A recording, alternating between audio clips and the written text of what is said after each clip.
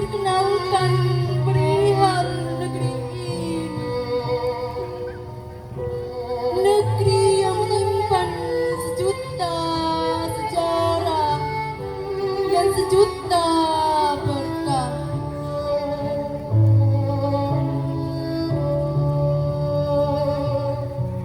Mari kita ungkap segelintir sejarah dalam memperjuangkan bangsa ini, di mana kala itu serentak gemuruh suara takbir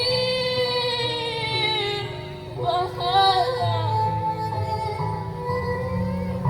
Teringat perjuangan para pahlawan yang rela mengorbankan segalanya demi satu kata kemerdekaan. Merdeka! Merdeka! Merdeka! Sebagaimana Insinyur Soekarno sang proklamator berjuang sampai titik darah penghabisan. Ki Hajar Dewantara mendidik pemuda Indonesia dengan keadaan yang tidak memungkinkan.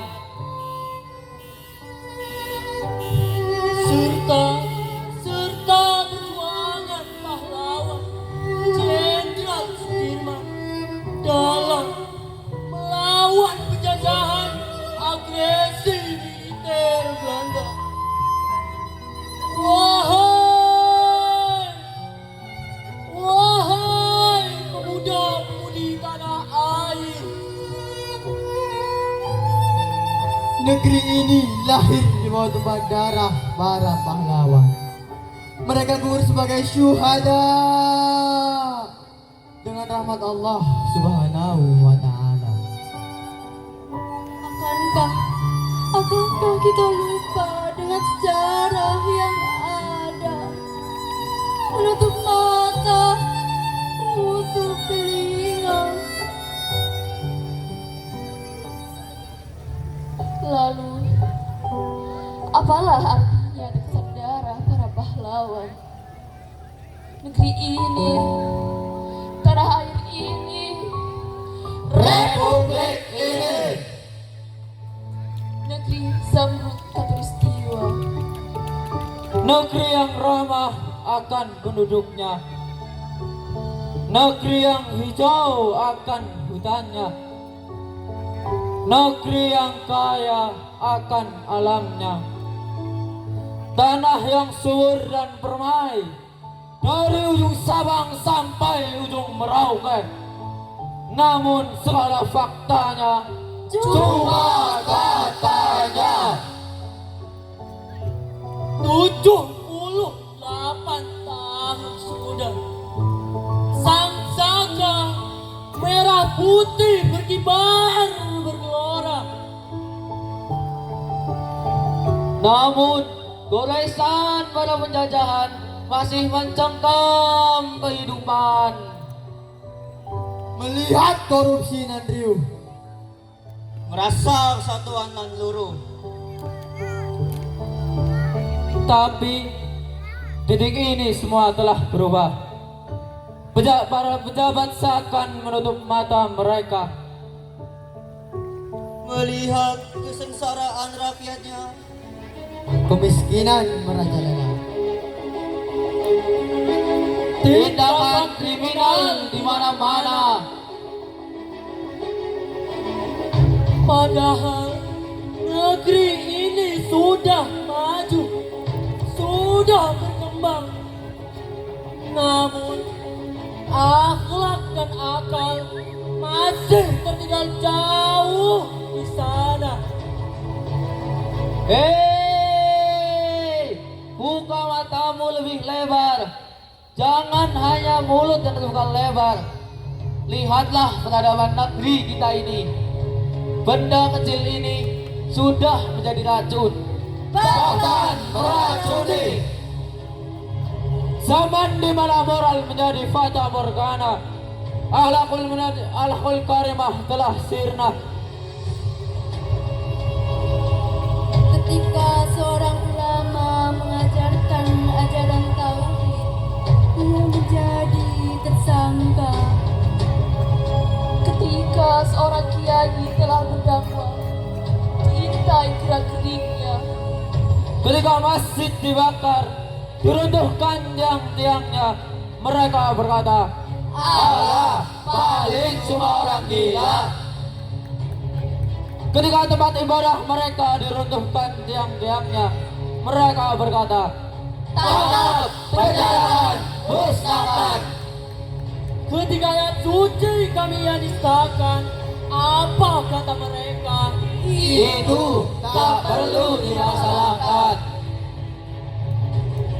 Mungkinkah hati mereka sudah membakar? Akal mereka keras, pikiran mereka keras. Bahkan hati nurani mereka keras.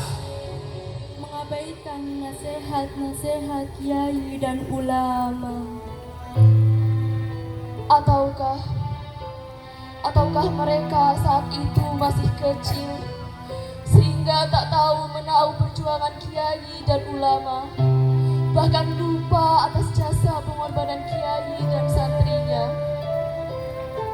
Lantas inilah realita yang benar-benar terjadi di Samrut Khatulistiwa.